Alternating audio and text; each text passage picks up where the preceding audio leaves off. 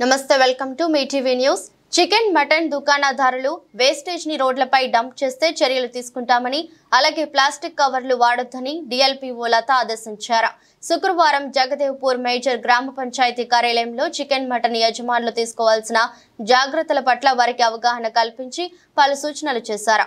అంతకుముందు పశువుల రహదారి కూరగాయల మార్కెట్లను బహిరంగ వేలం నిర్వహించగా జగదేవ్పూర్ కు చెందిన కోనేటి కిషన్ 29 లక్షలకు పశువుల రహదారి, 6,16,000కు కూరగాయల మార్కెట్, గ్రామానికి చెందిన కొంపెల్లి బాలకృష్ణలు దక్కించుకున్నారు.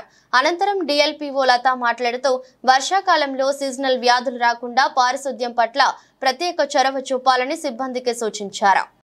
నమస్కారం, నేను జగదేవ్పూర్ గ్రామ పంచాయత్ స్పెషల్ ఆఫీసర్. సో ఈరోజు మనకు గ్రామ పంచాయతీలో అంగడి తర్వాత అంగడి నిర్వచనమైంది. దీంట్లో తై బజార్కి మనకు 29,06,160కి మనకు అంగడి ప్రైస్ దాటిపోయింది కాబట్టి ఈ అమౌంట్కి మనము హైయెస్ట్ బిడ్డర్కి ఇవ్వడం జరిగింది. అదేవిధంగా కూరగాయల మార్కెట్కి సంబంధించింది మనకు 6,16,000కు మనకి వేలం వెళ్ళింది కాబట్టి ఈ రెండు కూడా మనకి ఈరోజు ఫైనలైజ్ అయిపోయినాయండి. తర్వాత మేము పారిశుద్ధ్యంలో భాగంగా సీజనల్ వ్యాధులు ప్రబలుతున్నాయి కాబట్టి ఇప్పుడు దాంట్లో మేము చికెన్ సెంటర్స్ వాళ్ళని తర్వాత మటన్ సెంటర్స్ వాళ్ళని పిలిపించి వాళ్ళకు మీటింగ్ నిర్వహించడం జరిగింది.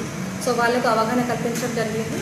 సో మనకి ఇక్కడ ఉన్న మార్కెట్ని వినియోగించడానికి వాళ్ళకు కొద్దిగా మేము ఆదేశాలు ఇవ్వడం జరిగింది. సో దాంట్లో అదేవిధంగా ప్లాస్టిక్ని వాడకుండా వాళ్ళు ప్రత్యామ్నాయంగా వేరే వాళ్ళు ఏమంటారు క్లాత్ బ్యాగ్స్ కానివ్వండి, వాళ్ళు లేదంటే తీసుకునే వాళ్ళకు టిఫిన్ బాక్స్ తెచ్చుకోవడం అలాంటి వాటిపైన అవగాహన కలిగించి వాళ్ళు బిజినెస్ చేయాల్సిందిగా వాళ్ళని కోరడం అయింది. అదేవిధంగా వాళ్ళ యొక్క వేస్టేజ్ని ఎక్కడ కూడా రోడ్డు మీద డంప్ చేయకుండా వాళ్ళు వాటిని సేఫ్గా డిస్పోజ్ చేసే విధంగా వాళ్ళకు ఆదేశాలు ఇవ్వడం జరిగిందండి.